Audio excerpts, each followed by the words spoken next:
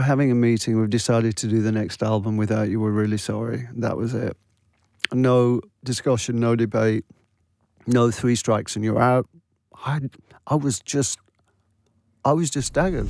Limahl is here. Good morning. Good morning, Simon. When you first started in Kajagoogoo, I mean, that look was so classic, really. And was it to stand out at the beginning, or did you have that hairdo before you even started with Kajagoogoo? If you rewind 3 years before Kajagoogoo, I was in a musical called Godspell at the Palace Theatre in Westcliff-on-Sea. Godspell is actually written by Stephen Schwartz, who's also the writer of Wicked. Right, okay. The current musical and film. Quite like the idea of playing around with my hair.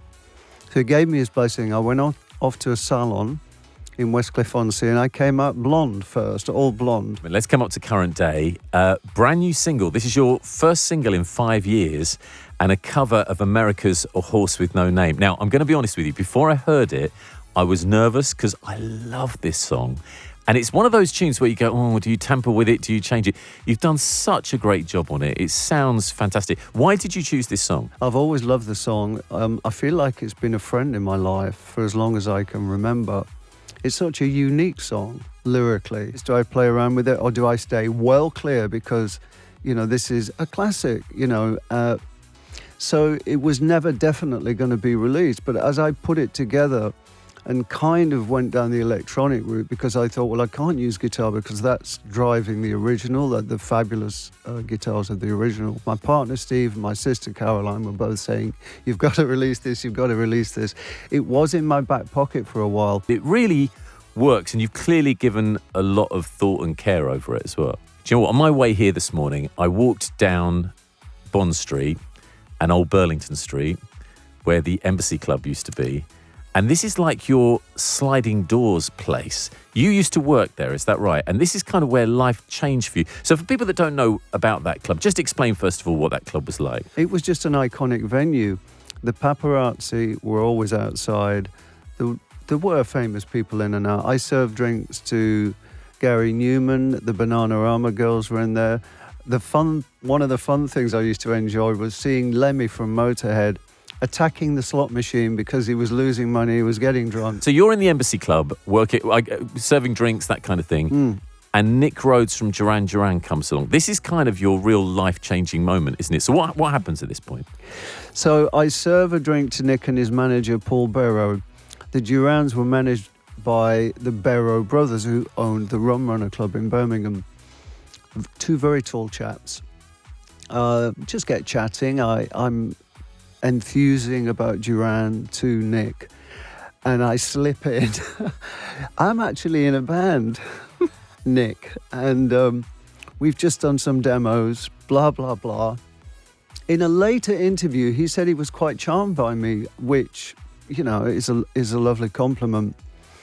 So to my surprise, he said at the end, well, why don't you send me your demos? So I sent him a cassette.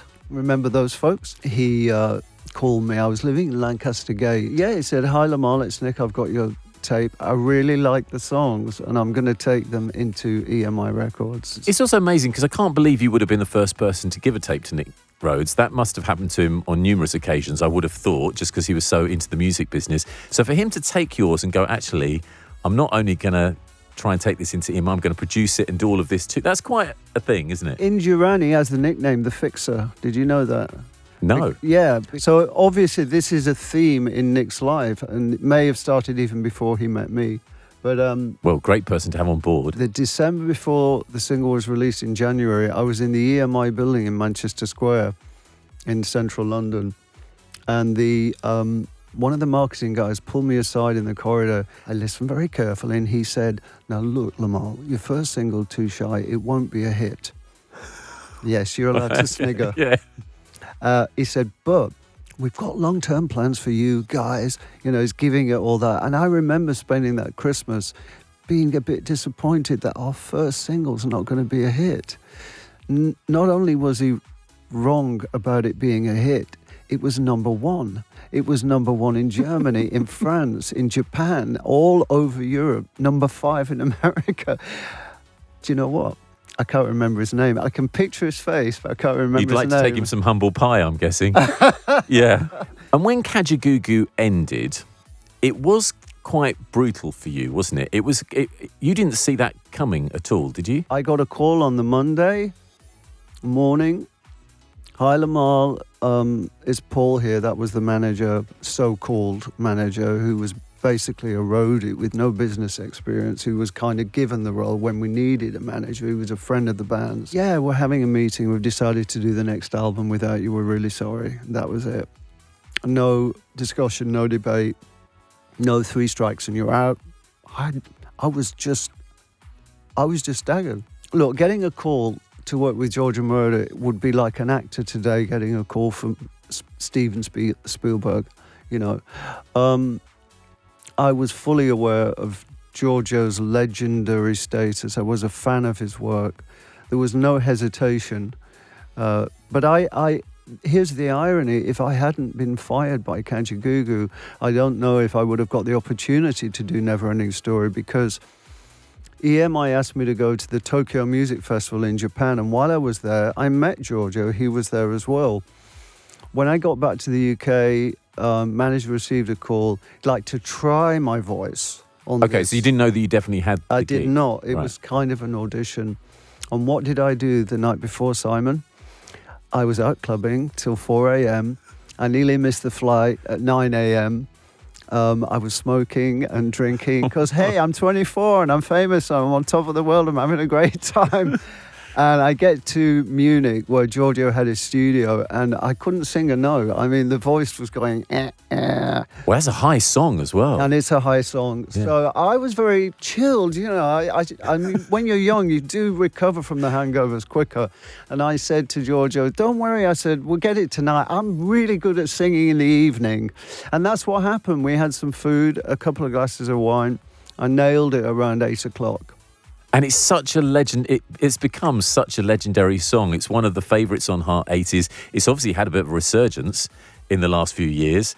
And that for you must be so exciting, such a buzz. So before Stranger Things, the song was streaming 300,000 times a month, which I thought was pretty good. Now it's 2 million Goodness me. a month. Wow.